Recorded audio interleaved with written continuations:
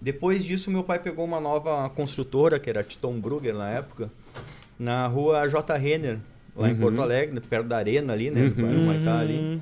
E ali eram 1.000 apartamentos e todos eles iam churrasqueiras. Caramba, Aí tu imagina, 1000 apartamentos. eles tinham uma velocidade muito grande de construção e era eu e mais 2 irmãos para executar 1.000 churrasqueiras.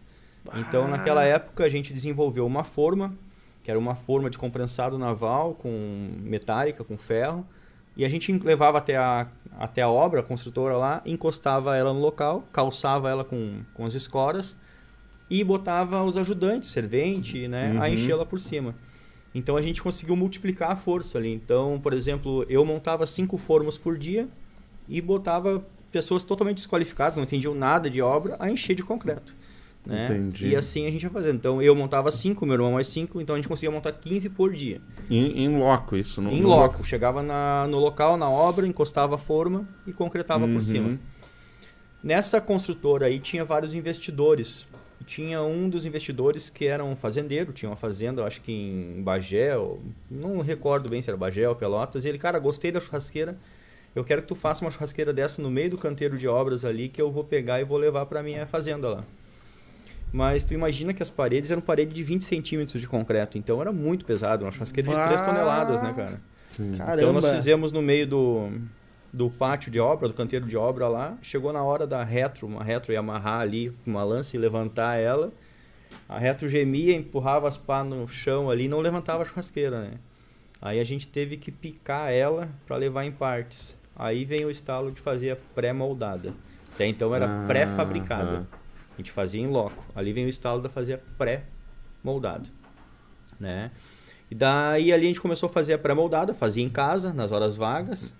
E meu pai passou a oferecer esse serviço, né? De Tu e teus irmãos que identificaram essa pré-moldada e começaram a... E daí a gente foi fazer para uma grande construtora na época, né?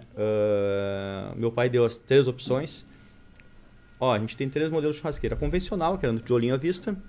A pré-fabricada, no qual a gente levava a forma e concretava no local. Sei. E a pré-moldada, no qual a gente levava os módulos, que eram parede de 10, 12 centímetros na época, tudo em blocos, mas eram primeiro pré-moldado. Então eu me lembro que na primeira obra que nós montamos, na frente da Praça da Encol, em Porto Alegre, lá, uma construtora muito forte, e a gente montou lá e parou a obra toda para ver uma churrasqueira sendo montada em minutos, né? Que não existia isso no mercado.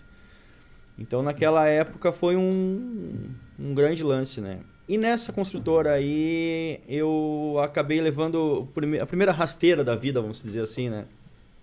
Porque a gente tinha tudo aquilo ali, era sucesso e tudo mais. Serviço adoidado. Serviço bastante e tudo mais. E eu conheci um rapaz lá, que era filho dos donos dessa construtora. Esse rapaz tinha muito dinheiro na época, né? Muito dinheiro mesmo. Estamos falando lá em 97, 98. Entendi. E eu era um guri, né, cara? Com 18 anos, 19 anos ali. Então, esse rapaz lá pegou e se tornou meu amigo. Ia na minha casa, visitava e tudo mais. E a gente esperava uma nova obra agora. Terminando aquela obra, tinha uma nova obra da mesma construtora para executar a churrasqueira. E a gente ficou esperando o tempo. Ó, chegou a hora de fazer as churrasqueiras, chegou a hora de fazer. E nunca chamavam, né? Aí eu fui lá visitar a obra. Quando eu cheguei lá, eu me deparei com todas as churrasqueiras já feitas, né? Caraca. Então esse rapaz, na época, copiou e lançou no mercado. O que ele tinha? Ele tinha uma visão diferente do meu pai. O meu pai, porque quando a churrasqueira pré-moldada lançou no mercado, ela não era uma churrasqueira que era para ficar aparente como se tem hoje.